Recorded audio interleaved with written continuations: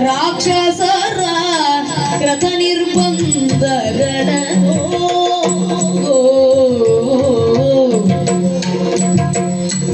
ಅಯೋಧ್ಯಾಧಿಪತಿ ಶ್ರೀರಾಮಚಂದ್ರನಿಗೆ ಜಯವಾಗಲಿ, ಶುಭವಾಗಲಿ. ಪ್ರತಿ ನಮಸ್ಕಾರ ಇದ್ದೇವೆ ಸ್ವಾಮಿ. ಆಶ್ಚರ್ಯ ಆಗ್ತಾ ಇದೆ ನನ್ನ ಪಾಲಿಗೆ. ಆ, ಯಾಕೆ ಅಂತ ಹೇಳಿದ್ರೆ ನಾವು ಯಾವುದೋ ಒಂದು ಆಲೋಚನೆಯಲ್ಲಿದ್ದದ್ದು. ಆ, ನೀವೊಬ್ಬರೇ ಬಂದದ್ದಲ್ಲ, ನಿಮ್ಮನ್ನ ಹಿಂಬಾಲಿಸಿ ಕೆಲವರು ಬಂದವರಾಗಿದ್ದಾರೆ. ಅದೆಷ್ಟೋ ಜನ ಋಷಿಮುನಿಗಳು ನಮ್ಮ ಜೊತೆಯಲ್ಲಿ ಬಂದಿದ್ದಾರೆ. ಹೌದು ಹೌದು. ಆ, ಹಾಗಂತಹ ಋಷಿ ಮುನಿಗಳ ಆದಂತಹ ಒಂದು ಮನಸ್ಥಿತಿಗೆ ನಾವು ಯಾವತ್ತೂ ನೆರವಾದವರು, ಆ, ಜೊತೆಯಲ್ಲಿ ಅವರಿಂದ ಮಾರ್ಗದರ್ಶನವನ್ನು ಪಡೆದವರು ನಾವಾಗಿದ್ದೇವೆ. ಮುಖ ಬಾಡಿದೆ. ಆ. ಏನ್ ನಿಮ್ಮ ಸ್ಥಿತಿ? ಚಿತ್ತ ವಿಷಯ ರಾಮ ರಾಮ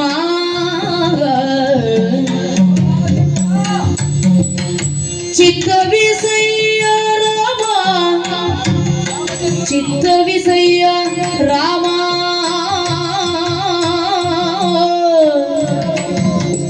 ಧೂತದನು ಜಾನಪ್ಪ ಬಂದು ವ್ಯರ್ಥ ವಂಚಿಸುತ್ತ ನಮ್ಮನೋ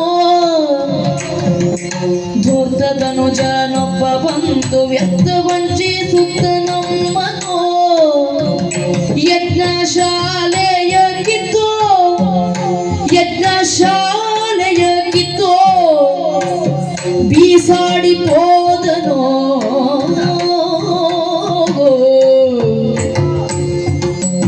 ಯಜ್ಞಶಾಲೆಯ ಕಿತ್ತೋ ಬೀಸಾಡಿ ಹೋದನು ರಾಮ ಮತ್ತೊಬ್ಬ ಕಳನು ದೂರ ನಿಂತುಕೊಂಡು ಕಲ್ಲಲಿಟ್ಟು ಹತ್ತು ಗಾಯವ ಮಾಡಿದ ಮೂಗಿಂದ ಬೊಗ ನೆತ್ತರವ ನೀ ನೋಡಿದ ಮೂಗಿಂದ ಬಗ ನೆತ್ತರವ ನೀ ನೋಡಿದ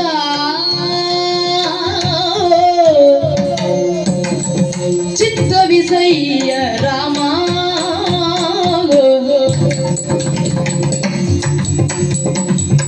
ಚಿತ್ತ ವಿಷಯ ರಾಮ ಚಿತ್ತ ವಿಷಯ ರಾಮ ರಘುರಾಮ ಚಿತ್ತ ವಿಷಯ ರಾಮ ರಾಮ ಮುನಿಗೋತ್ತಮರೇ, ಈ ಅರಣ್ಯದಲ್ಲಿರುವ ಆಶ್ರಮವಾಸಿಗಳು ನಾವು. ಆ, ಇಲ್ಲಿ ಆಶ್ರಮದಲ್ಲಿರುವಂತ ಪ್ರತಿಯೊಂದು ಋಷಿಮುನಿಗಳು ಆ. ಈ ಹಿಂದೆ ಇಲ್ಲಿ ವೇದ ಘೋಷವನ್ನ ಮಾಡ್ತಾ ಇದ್ದವರು, ಲೋಕ ಕಲ್ಯಾಣಕ್ಕಾಗಿ ಯಾಗಗಳನ್ನ ಮಾಡ್ತಾ ಇದ್ದವರು. ಸರಿ. ಆದ್ರೆ ಆ. ಇಂದು ಅದು ಯಾವುದೂ ಇಲ್ಲ ರಾಮಚಂದ್ರ. ಯಾಕೆ? ಕಾರಣ ಉಂಟು. ಆ. ಇಲ್ಲಿ ರಕ್ಕಸರ ಉಪಟಳ ಹೆಚ್ಚಾಗಿದೆ, ರಕ್ಕಸರ ದಂಡು ಇಲ್ಲಿ ವಾಸವಾಗಿದೆ. ವಾಸವಾಗಿದೆ. ನಾವು ಮಾಡುವಂತಹ ಕಾರ್ಯಕ್ಕೆ ಆತಂಕವನ್ನ ವ್ಯಕ್ತಪಡಿಸ್ತಾ ಇದ್ದಾರೆ. ಆ, ಒಂದಲ್ಲ ಎರಡಲ್ಲ, ಹಾ. ಸಾವಿರ ರಕ್ಕಸರು ಇಲ್ಲಿಗೆ ಬರ್ತಾರೆ. ಹಾ. ನಾವು ಲೋಕ ಕಲ್ಯಾಣಕ್ಕಾಗಿ ಮಾಡ್ತಿರೋದು ಯಾಗ ಶಾಲೆಗೆ ಬಂದು ಹಾ. ಆ ಯಾಗ ಶಾಲೆಯನ್ನ ಬಿಸಾಡ್ತಾ ಇದ್ದಾರೆ. ಈ ಸಾಗಿ ಹೋಗ್ತಾ ಇದ್ದಾರೆ. ಮತ್ತೆ ಅಷ್ಟೇ ಮಾತ್ರ ಅಲ್ಲ, ಹಾ. ದೂರದಲ್ಲಿ ರಕ್ಕಸರು ನಿಂತುಕೊಂಡು ಹ್ಮ್. ಕಲ್ಲನ್ನ ಬಿಸಾಡುವುದರ ಮೂಲಕ ಹ, ನಮ್ಮ ಮೈ ಮೇಲೆ ಗಾಯಗಳನ್ನು ಮಾಡ್ತಾ ಇದ್ದಾರೆ. ಹ್ಮ್. ಅಷ್ಟೇ ಮಾತ್ರ ಅಲ್ಲ, ಹ್ಮ್. ನಾವು ಧರಿಸಿರುವಂತ ಜಪಸರವನ್ನ ಕಿತ್ತು ಬಿಸಾಡ್ತಾ ಇದ್ದಾರೆ. ಹ. ನೋಡು ರಾಮಚಂದ್ರ, ನಮ್ಮಲ್ಲಿರುವ ಪರಿಸ್ಥಿತಿ ಎಲ್ಲ ನೋಡು, ಮೂಗಿನಿಂದ ರಕ್ತ ಸೋರುತ್ತಿದೆ. ಹ. ಹಾಗಾಗಿ ಅಷ್ಟೇ ಮಾತ್ರ ಅಲ್ಲ, ಇನ್ನೂ ಇದ್ದಾರೆ. ಮೂರು ಮಂಡೆಯನೊಬ್ಬ ಊರದಾನವ ಬಂದು ರಾಮ ರಾಮ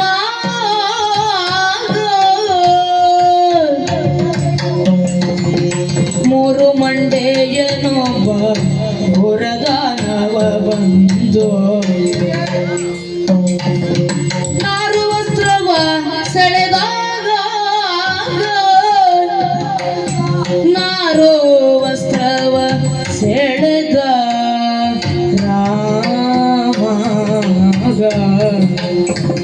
ಜಪಗಳ ಮಾಡ್ಪ ಜಪಗಳ ಮಾಡ್ಪ ಹಾರವ ಕಡ ಕಡಿದೋಡಿದಾಗ ಜಪಗಳ ಮಾಡ್ಪ ಹಾರವ ಕಡಿದೋಡಿದ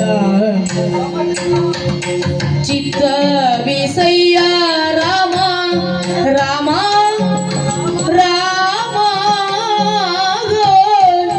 ಚಿತ್ತ ವಿಸಯ್ಯ ರಾಮ ಹೇಳಿ ಹೇಳಿ ಹೇಳಿ. ಅಷ್ಟಕ್ಕೆ ಮುಗಿಲಿಲ್ಲ. ಹಾ, 3 ಮಂಡೆಯಾದ ರಕ್ಕಸನೊಬ್ಬ ಬಂದು ಮೂರು ತಲೆ 3 ತಲೆ. ಹೇಳಿದ್ದೇನೆ, ಒಂದು ತಲೆ ಅಲ್ವಂತೆ, ಮೂರು ತಲೆ, ಹಾ, ಕುತ್ತಿಗೆ ಮೇಲೆ ಮೂರು ತಲೆ, ದೇಹ ಒಂದೇ. ದೇಹ ಒಂದೇ, ಹಾಗೆ 3 ತಲೆಯನ್ನು ಹೊಂದಿದ ಆತ ಹಾ. ನಮ್ಮಲ್ಲಿ ಇವರೆಲ್ಲರೂ ಬಂದು ನಮ್ಮ ಬಟ್ಟೆಯನ್ನ ಕಿತ್ತು ಬಿಸಾಡ್ತಾ ಇದ್ದಾನೆ. ಛೆ, ಅಷ್ಟೇ ಮಾತ್ರ ಅಲ್ಲ, ಯಾಗ ಶಾಲೆಗೆ ಬಂದು ಯಾಗದ ಕುಂಡಕ್ಕೆ ಎಂಜಲನ್ನ ಉಗಿತಾ ಇದ್ದಾರೆ. ಹೇಸಿಗೆ ಕೃತ್ಯ. ಋಷಿ ಮುನಿಗಳ ಪತ್ನಿಯರು ಹ. ಸರಿಯಾಗಿ ಬದುಕುವುದಕ್ಕೆ ಸಾಧ್ಯವಾಗ್ತಾ ಇಲ್ಲ. ಹ. ಪ್ರತಿಯೊಬ್ಬರಿಗೂ ಉಪಟಳವನ್ನು ಮಾಡುವ ಮೂಲಕ ಹ. ನಾವು ಈ ಅರಣ್ಯದಲ್ಲಿ ಯಾವುದೇ ರೀತಿ ಯಾಗವನ್ನ ಮಾಡುವುದಕ್ಕೆ ಸಾಧ್ಯವಿಲ್ಲ. ರಾಮಚಂದ್ರ ನಮ್ಮನ್ನ ರಕ್ಷಿಸಬೇಕು. ಲೋಕ ಕಲ್ಯಾಣಾರ್ಥವಾಗಿ ಮಾಡುವಂತಹ ಯಾಗಕ್ಕೆ ಭಂಗ ತರುತ್ತಾ ಇದ್ದಾರೆ. ತರ್ತಾ ಇದ್ದಾರೆ. ಮಾಡುವುದಕ್ಕೆ ಮುಂದಾದ ನಿಮ್ಮ ನಿರ್ಮಲವಾದಂತಹ ಮನಸ್ಸನ್ನ ಕೆಡಿಸ್ತಾ ಇದ್ದಾರೆ. ಕೆಡಿಸುವುದಕ್ಕೆ ಮುಂದಾಗುತ್ತಾ ಇದ್ದಾರೆ. ಹೌದು ರಾಮಚಂದ್ರ. ಶಾಂತಿಯನ್ನ ಕದಡುವುದಕ್ಕೆ ಮುಂದಾಗುತ್ತಾ ಇದ್ದಾರೆ. ಹ. ಈಗ ಎಂದು ಹುಯಿಲಿಟ್ಟ ಋಷಿಗಳ ಮಾತ ಕೇಳುತ್ತ ಎಂದು ಹುಯಿಲಿಟ್ಟ ಋಷಿಗಳ ಮಾತು ಕೇಳ್ದು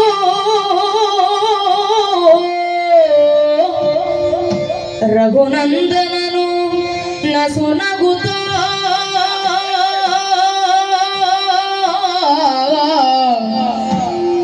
ರಘುನಂದನನು ನಸುನಗುತ್ತ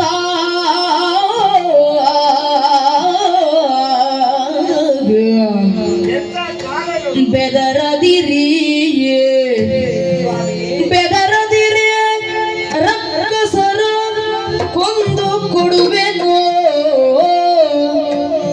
ಬೆದರದಿರಿ ರಕ್ಕಸರ ಕೊಂದು ಕೊಡುವೆನು ತಾಳಿ ಕಿರಿದು ದಿನದೊಳಗೆ ತಾನೆಂದೊಡಂಬಡಿಸಿ ಬಳಿಕ ಹಿಂದೆ ಕಳುಹಿದನವರು ಸಂತೈಸಿ ಆ ಆ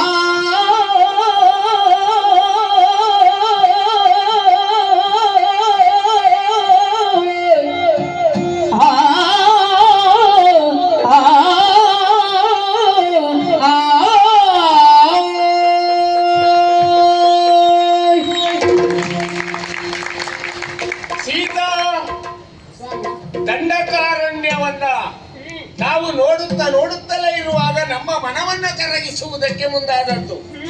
ಇಲ್ಲಿ ಉಳಿಯಬೇಕೆನ್ನುವಂತಹ ಆಸೆ ಇಮ್ಮಡಿಯಾದದ್ದು. ಸರಿ, ಈಗ ಕೇಳಿದೆ ಕಥೆಯ ಕೇಳಿಲ್ವ ಸ್ವಾಮಿ? ಹೇಗೆ ರುಂಡ 3 ಉಂಟಂತೆ, ಹೌದು. ಮುಂಡ ಒಂದೇ. ಕೆಲವರಿಗೆ ಕೈಕಾಲೆಲ್ಲ ಬೇರೆ ಬೇರೆ ಉಂಟಂತೆ, ಅವರಿಗೆ ಚಿಗುರು ಅನುಭವ ಉಂಟಂತೆ. ವಿಚಿತ್ರವಾದ ರಕ್ಕಸರಿದ್ದಾರೆ. ಮರಕ್ಕೆ ರೆಂಬೆಯೊಂದು ಹೇಗೆ ಚಿಗುರು ಹೊಡೆಯುತ್ತಾರೆ, ಇವರಿಗೆ ಕೈಕಾಲೆಲ್ಲ ಚಿಗುರು ಹೊಡೆಯುವ ಜಾತಿಯವರು ಇದ್ದಾರೆ ಇಲ್ಲಿ ಅಂತ ಆಯ್ತು. ಏನ್ ಮಾಡುವ ಈಗ? ಏನ್ ಮಾಡುವ? ವೇದ ಘೋಷ ಇಲ್ಲ, ನ್ಯಾಯಯುತವಾಗಿ ನಾವು ಬದುಕುವುದಕ್ಕೆ ಸಾಧ್ಯ. ಸ್ವಾಮಿ, ಬದುಕಲೇಬೇಕು. ನಮ್ಮದೊಂದು ಬದುಕು ಅಂತ ಇದೆ. ಆ ಬದುಕಿಗೊಂದು ಕ್ರಮ ಎನ್ನುವುದು ಇದೆ, ನಿಯಮ ಎನ್ನುವುದು ಇದೆ. ನೀವು ಮಾಡಬೇಕಾದದ್ದನ್ನ ನೀವು ಮಾಡಲೇಬೇಕು. ನಾವು ಮಾಡಬೇಕಾದದ್ದನ್ನ ನಾವು ಮಾಡುವುದಕ್ಕಾಗಿಯೇ ನಿಂತವರಾಗಿದ್ದೇವೆ. ಹೆದರಬೇಕಾದಂತಹ ಅಗತ್ಯ ಇಲ್ಲ. ನೀವು ಮಾಡುವಂತಹ ಯಜ್ಞ ಕಾರ್ಯಕ್ಕೆ ಯಶಸ್ವಿಯನ್ನ ಕೊಡುವುದಕ್ಕೆ ನಾನಿದ್ದೇನೆ. ಆಳ ಬೇಡ, ಎಷ್ಟು ಅಂತ ಹೇಳುವುದು ಬೇಡ. ಕಿರಿದು ದಿನದೊಳಗೆ ರಕ್ಕಸರ ಸಮೂಹವನ್ನೆಲ್ಲ ಸದೆ ಬಡಿದು ಒಂದು ಕಳೆದು ನಿಮಗೆ ಅನುಕೂಲ ಮಾಡಿಕೊಡ್ತೇನೆ. ಅದರ ಬಗ್ಗೆ ನೀವು ಹೆದರಬೇಕಾದ ಅಗತ್ಯ ಇಲ್ಲ. ನಿರ್ಭೀತಿಯಿಂದ ಇರಬಹುದು. ನಮೋ ನಮಃ.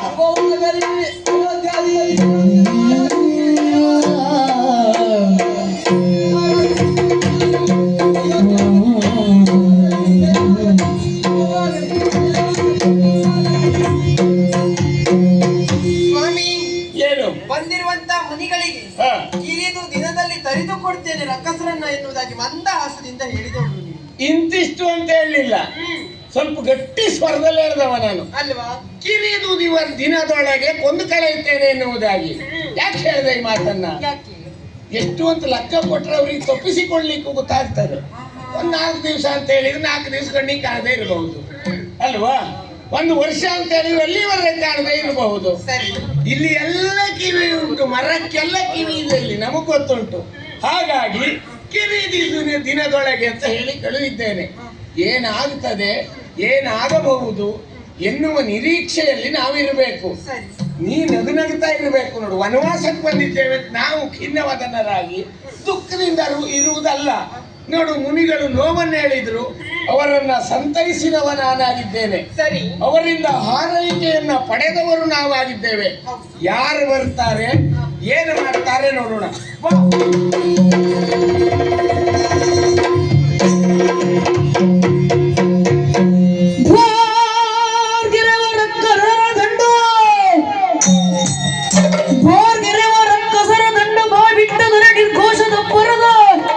ಸಿಡಿಲೊಕ್ಕರದ ಮೊಬ್ಬೆ ಶೂರ್ಪನಗ ಮಂಗಳ ಗಾನನದಿ ಕುಲಗೇಡೆ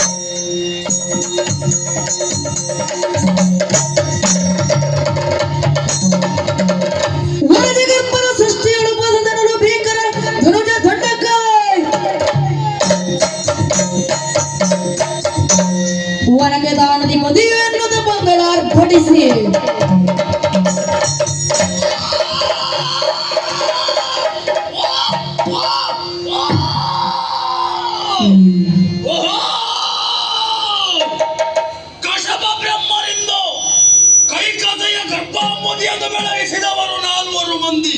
ಆ, ರಾವಣ, ಕುಂಭಕರ್ಣ, ವಿಭೀಷಣು, ಹಾಗೆ ಕುಲಕ್ಕೆ ರಕ್ತಪ್ರಾಯಳಾಗಿ ಹುಟ್ಟಿದವಳು ಆ, ಈ ಶೂರ್ಪನಖ. ಆ, ಒಂದು ಸಂದರ್ಭದಲ್ಲಿ ಏನೂ ಇಲ್ಲದಂತ ರಕ್ಕಸರಿಗೆ ಒಂದು ನೆಲೆಬೆಲೆಯನ್ನು ಕರಡಿಸಿದವ ನನ್ನ ರಾವಣ. ಸುವರ್ಣ ಲಂಕಾಧೀಶ ದಶಕಂಠ ರಾವಣ. ನನ್ನ ಅಣ್ಣನ ಹೆಸರು ಕೇಳಿದ್ರೆ 14 ಲೋಕದವರು ಗಡಗುಟ್ಟಿ ನಡುಗುತ್ತಾ ಇದ್ದಾರೆ.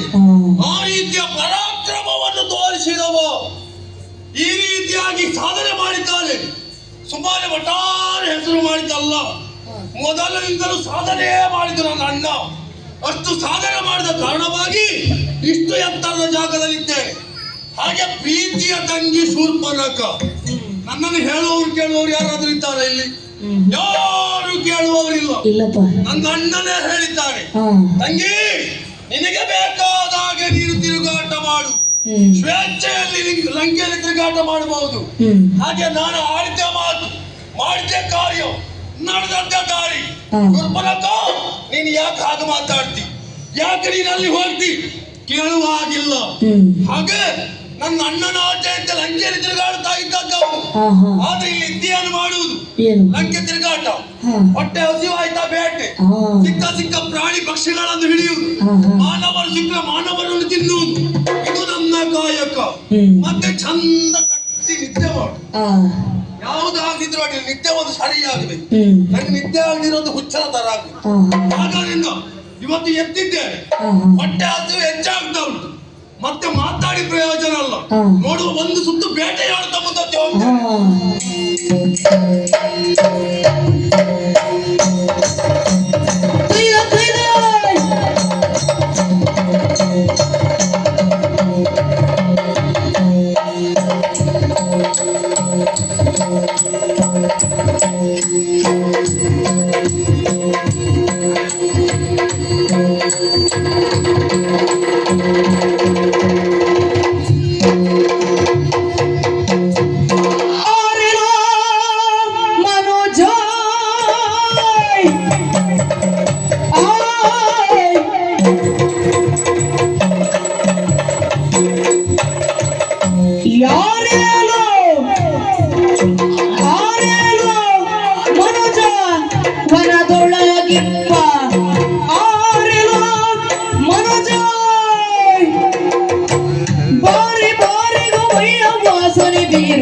ಹೊಸ ಗಮರು ನಿಶಿಚರ ವೀರರೆಲ್ಲರೂ ಬನ್ನಿರೆಮ್ಮೆಯ ಪಾರಣಗೆ ತುತ್ತಾಗಿ ಬಂದು ಆರೆಲೋ ಮನುಜ ಆರೆಲೋ ಆರೆಲೋ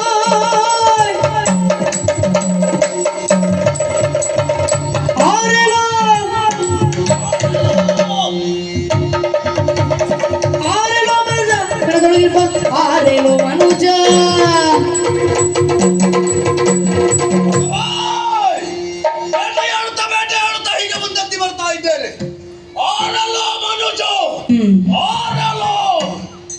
ನರರ ವಾಸನೆ ಎನ್ನುವುದು ಮೂಗಿಗೆ ಬಡಿಯುತ್ತಾ ಉಂಟು. ನನ್ನ ಮೂಗು ಸಾಧಾರಣ ಮೂಗಲ್ಲ. ನಮ್ಮಲ್ಲಿ ಹೇಳುವುದು ಎಂತದ್ದು? ಲಂಕೆಯ ಮೂಗು ಯಾರು ಕೇಳಿದ್ರೆ ಶೂರ್ಪನಖ. ಅದರಲ್ಲಿಯೂ ಶೂರ್ಪನಖನ ಮೂಗು ಅಂತ ಹೇಳಿದ್ರೆ ವಿಶೇಷವೇ. ನಮ್ಮ ಲಂಕೆಯಲ್ಲಿ ಯಾರು ತಿರುಗಾಟ ಮಾಡ್ತಾರೆ, ಎಲ್ಲಿ ಹೋಗ್ತಾರೆ ಎಲ್ಲ ಗೊತ್ತಾಗ್ತದೆ. ಬೇಟೆ ಆಡ್ಲಿಕ್ಕೆ ಬಂದಿದ್ದೇನೆ. ಪ್ರಾಣಿ ಹೋಗ್ತಾ ಉಂಟಾ, ಪಕ್ಷಿ ಹೋಗ್ತಾ ಉಂಟಾ, ಹಾವುಗಳು ಹೋಗ್ತಾ ಉಂಟಾ, ಇಲ್ಲ ಮಾನವರೇ ಹೋಗ್ತಾ ಇದ್ದಾರ. ಅದರ ವಾಸನೆಯಿಂದಲೇ ತಿಳಿಯುವವಳು ನಾನು. ಇವತ್ತು ನರರ ವಾಸನೆ ಮೂಗಿಗೆ ಬಡಿಯುತ್ತಾ ಉಂಟು. ನರರ ಮಾಂಸ ತಿನ್ನದೆ ಕೆಲವು ಸಮಯಗಳೇ ಕಳೆದು ಹೋಯಿತು ಸ್ವಾಮಿ. ನರರ ಮಾಂಸ ಬಲು ರುಚಿ. ಈ ಪ್ರಾಣಿ ಪಕ್ಷಿಗಳದಷ್ಟು ರುಚಿಯಲ್ಲ. ಮನುಷ್ಯನ ಮಾಂಸ ತಿನ್ನಬೇಕು, ಅಷ್ಟು ರುಚಿ ಯಾವುದು ಇಲ್ಲ. ಹೌದು. ಹಾಗಾದ್ರೆ ಈ ಕಾಡಿಗೆ ಯಾರು ನರರು ಬಂದಿದ್ದಾರೆ ಅಂತಾಯ್ತು. ಬಂದಂತ ನರರನ್ನು ಏನು ಮಾಡಬೇಕು? ಕಂಡ ಕಂಡ ಬೇರೆ ಬೇರೆ ಕಂಡ ಬೇರೆ ಬೇರೆ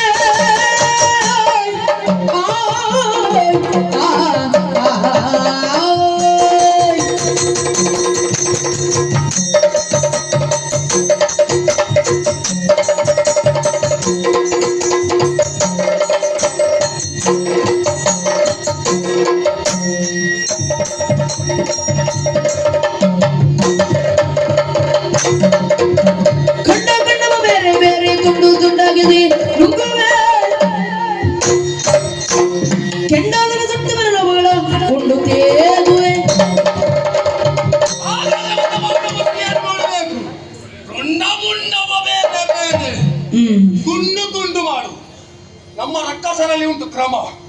ಮಾನವರು ಸಿಕ್ಕಿದ್ರೆ ತುಂಡ ಮುಂಡವ ಬೇರೆ ಬೇರೆ, ತುಂಡ ಬೇರೆ ಮುಂಡ ಬೇರೆ, ರಕ್ತ ಬೇರೆ ಎಲುಬು ಬೇರೆ, ಹೌದು, ಮಾಂಸ ಬೇರೆ. ರಕ್ತ ಘಟ ಘಟ ಘಟ ಘಟ ಘಟ ಘಟ ಕುಡಿಯುವುದು, ಮಾಂಸವನ್ನು ತಿನ್ನುವುದು, ಮೂಳೆಯನ್ನು ಕಳೆಯುವುದು, ಈ ರೀತಿಯಾಗಿ ದಾನವರ ಕ್ರಮ. ಆದ್ರೆ ಶೂರ್ಪನಕ್ಕೆ ಕ್ರಮ ಸ್ವಲ್ಪ ಬೇರೆ. ನಾನು ಅವರ ಹಾಗೆಲ್ಲ ಮಾಡುದಿಲ್ಲ. ಹೌದಾ? ಹೌದೌದು. ನನ್ನ ಕ್ರಮ ಕೇಳ್ತೀರಾ ನೀವು? ಸಮಯ ಇದ್ರೆ ಒಂದು ಚುಟುಕಾಗಿ ಹೇಳಿಬಿಡ್ತೇನೆ. ನಾನು ಮಾನವರ ರಕ್ತವನ್ನು ಸ್ವಲ್ಪ ಹೊರದೋಗ್ಲಿಕ್ಕೆ ಬಿಡುದಿಲ್ಲ. ಹೌದಾ? ಹೌದೌದು. ಮಾನವರನ್ನು ಕೊಲ್ಲುವ ಕ್ರಮವೇ ವಿಶೇಷ. ಹೇಗೆ? ಎಲ್ಲಿಯಾದ್ರೂ ಮಾನವರು ನನ್ನ ಕೈಗೆ ಸಿಕ್ಕಿದ್ರೆ ಅವರ ಈಗ ಕುತ್ತಿಗೆ ಹಿಸುಕಿಕೊಳ್ಳು. ಅಯ್ಯಪ್ಪ, ರಕ್ತವಾಗಿ ಹೋಗುದಿಲ್ಲಲ್ಲ, ರಕ್ತವಾಗಿ ಹೋಗಬಾರ್ದು, ರುಚಿ ಕಡಿಮೆ, ರಕ್ತ ಇರ್ಬೇಕು. ಹಾಗಾದ್ರೆ ಕೊಂದ ಮೇಲೆ ಏನು ಮಾಡುದು? ಒಂದು 15 ದಿವಸ, ಒಂದು 20 ದಿವಸ ಆ ಹೆಣವನ್ನು ಕೊಳಿಲಿಕ್ಕೆ ಹಾಕ್ಬೇಕು. ಆ ಹೆಣ ಚಂದ ಕೊಳಿಬೇಕು. ಕೊಳಿತು ಕೊಳ್ತು ಕೊಳ್ತು ಕೊಳ್ತು ಕೊಳ್ತು ಎಷ್ಟು ಕೊಳಿಬೇಕು? ಹೆಣದಲ್ಲಿ ಇಷ್ಟಿಷ್ಟೊಂದು ಹುಳ ಎಲ್ಲ ಬರ್ಬೇಕು. ಹೆಣ ಕೊಳ್ತು ಹುಳ ಹೋಗಿ ಒಂದು 20 ದಿವಸ ಬಿಟ್ಟು ನೋಡುವಾಗ ಬಿಗಿ ಬಿಗಿ ಬಿಗಿ. ಅಯ್ಯೋ, ಅದು ಎಳಿಸುವಾಗ ಒಳ್ಳೆ ರುಚಿನ ಬಾಯಲ್ಲ ನೀರು ಬರ್ತದೆ. ರುಚಿ ಅಲ್ಲ, ಹೋಗೋದು ಹೆಣ ಕೈಯ ರಕ್ತ ಇರುವುದಿಲ್ಲ ಅಲ್ಲ, ಹುಳ ಎಲ್ಲ ಕೈಯಲ್ಲಿ ಹರ್ಕೊಂಡು ಬರ್ತದೆ. ಅದಲ್ಲೇ ಅದನ್ನು ಎಣಿಸುವಾಗ ತಿಂದಷ್ಟು ಸಂತೋಷ ಆಗುತ್ತೆ. ಅಷ್ಟು ಮಾಡುವ ಮೊದಲು ಕೆಲವೆಷ್ಟನ್ನು ಮಾಡ್ಲಿಕ್ಕೆ ಮೊದಲು ಮಾನವನ ಕಣ್ಣನ್ನು ಕೀಳು. ಕಣ್ಣನ್ನು ಕಿತ್ತಿಯನ್ನು ಮಾಡುವುದು, ಒಂದೊಂದು ಕಣ್ಣನ್ನು ಒಂದು 4 ಭಾಗ ಮಾಡಿ ಒಳ್ಳೆ ಉಪ್ಪು ಖಾರ ಎಲ್ಲ ಕಡ್ದಾಗಿ ಕಣ್ಣಿನ ಉಪ್ಪಿನಕಾಯಿ ಮಾಡು. ರುಚಿಕರವಾದಂತಹ ಸ್ವಾದಿಷ್ಟ ಉಪ್ಪಿನಕಾಯಿ, ಕಣ್ಣಿನ ಉಪ್ಪಿನಕಾಯಿ ಯಾರಲ್ಲಿ ಉಂಟು? ಶೂರ್ಪನಕ್ಕೆ. ಹಾಗಂತ ನೀವು ಪ್ರಚಾರ ಮಾಡಬೇಡಿ, ಮತ್ತೆ ನಾಳೆ ನನ್ನ ಹತ್ರ ಬಂದು ನಿಲ್ಲಿಕ್ಕಿದ್ದಾರೆ ಕಣ್ಣಿನ ಉಪ್ಪಿನಕಾಯಿ ಮಾಡಿಕೊಡ್ತೀರಿ. ಉಪ್ಪಿನಕಾಯಿ ಅದು ಯಾರು? ಕಣ್ಣಿನ ಉಪ್ಪಿನಕಾಯಿ. ಹಾಗಾದ್ರೆ ಅಲ್ಲಿಗೆ ಮುಗಿಯಿತಾ? ಇನ್ನು ಕೆಲವಷ್ಟು ಮಾಡ್ಲಿಕ್ಕೆ ಉಂಟು. ಆ ಮಾನವನ ಕರುಳನ್ನು ಎಳೆದು ತೆಗೆಯುವುದು, ಮೂಳೆಯನ್ನು ಎಳೆದು ತೆಗೆಯುವುದು, ಒಂದಿಷ್ಟಿಷ್ಟೇ ಉದ್ದ ತುಂಡು ಮಾಡಿ ಉಪ್ಪು ಖಾರ ಹಾಕಿ ಚಂದ ಬಿಸಿಲಿಗೆ ಒಣಗಿಸಬೇಕು. ಅದು ಕರಿ ಕರಿ ಕರಿ ಕರಿ ಆದ ಮೇಲೆ ಅಟ್ಟದ ಮೇಲೆ ತೆಗೆದಿಡು. ನಮ್ಗೆ ಬೇಸಿಗೆಯಲ್ಲಿ ತಿನ್ಲಿಕ್ಕೆ ಎಂತ ಸಮಸ್ಯೆ ಇಲ್ಲ, ಮಳೆಗಾಲ ಬಂದ್ರೆ ಸಾಕು ಬಹಳ ಕಷ್ಟ. ಆ ಅಟ್ಟದಿಂದ ಒಂದು ಎಣ್ಣೆ ತೆಗೆಯುವುದು, ಮೂಳೆ ಕರಳನ್ನು ಬೆಂಕಿಗೆ ಎಣ್ಣಕ್ಕೆ ಹಾಕು. ಅದು ಉಬ್ಬಿ ಉಬ್ಬಿ ಉಬ್ಬಿ ಇಷ್ಟು ದಪ್ಪ ಆಗ್ತದೆ. ಕರ್ರಮುಕ್ಕುರಂಬ ಕರ್ರಮುಕ್ಕುರ. ಆಮೇಲೆ ಇನ್ನೂ ಒಂದುಂಟು, ಏನು? ಮಾನವನ ಕಿವಿ ಕತ್ತರಿಸಿ ಕಿವಿಯಿಂದ ಒಂದು ಪದಾರ್ಥ ಮಾಡ್ಲಿಕ್ಕೆ ಆಗ್ತದೆ. ಏನು ಗೊತ್ತಿಲ್ಲಲ್ಲ ನಿಮಗೆ? ಮಾನವನ ಕಿವಿ ಕತ್ತರಿಸಿ ಇಡುದ. ಈ ನಾವು ಕಾಡಲ್ಲಿ ತಿರುಗಾಟ ಮಾಡುವಾಗ ಕಡ್ಲೆ ಸಿಗ್ತದೆ, ಕಾಡು ಕಡ್ಲೆ ಅಂತ. ಅದನ್ನು ಚಂದ ಕುಟ್ಟಿ ಹುಡಿ ಮಾಡಿ ಆ ಕಡ್ಲೆ ಹಿಟ್ಟು ಮಾಡಿ ಅದನ್ನು ನೀರಿನಲ್ಲಿ ಬೆಳೆಸಿ ಕಡಲೆ ಹಿಟ್ಟಿನ ಬಂದ ಮಾಡಿ ಆ ಕಿವಿಯನ್ನು ಅದಕ್ಕೆ ಹಾಕಬೇಕು. ಆಮೇಲೆ ಏನು ಮಾಡಬೇಕು ಅಂತ ಕಲ್ಪವೃಕ್ಷದಲ್ಲಿ ಬರ್ತದೆ ಕಾಯಿ ಗೊತ್ತುಂಟ. ಅದನ್ನು ಚೆನ್ನಾಗಿ ಒಣಗಿಸಿದ ಮೇಲೆ ಎಣ್ಣೆ ತೆಗಿಲಿಕ್ಕೆ ಬರ್ತದೆ. ಆ ಎಣ್ಣೆಯನ್ನು ಚೆನ್ನಾಗಿ ಪತಪತನೆ ಕೊದಿಸಬೇಕು. ಅದು ಚಂದ ಕೊದ್ದಾದ ಮೇಲೆ ಈ ಹಿಟ್ಟಿನಲ್ಲಿದ್ದಂತ ಒಂದೊಂದೇ ಕಿವಿಯನ್ನು ಅದಕ್ಕೂ ಕೂಡ ನಾವು ಹೆಸರಿಟ್ಟಿದ್ದೇವೆ. ಏನು ಗೊತ್ತುಂಟ? ಕಿವಿ ಬಜ್ಜಿ ಅಂತ. ಅದು ಶೂರ್ಪನಕ್ಕಿಂತ ಪ್ರಾರಂಭ. ಹೀಗೆಲ್ಲ ಮಾಡಿ ತಿನ್ನುವ ಕ್ರಮ ಉಂಟು. ನೋಡುವ ಇವತ್ತು ಅವ ಎದುರು ಸಿಗಲಿ, ಅವನ್ನ ಯಾವ ರೀತಿ ತಿನ್ನುವುದಂತ ನಾಳೆ ಆಲೋಚನೆ ಮಾಡ್ತೇನೆ. ಮಾತಾಡ್ತಾ ಇದ್ರೆ ಕಾಡು ಬಿಟ್ಟು ಹೋಗಬಹುದು, ನೇರವಾಗಿ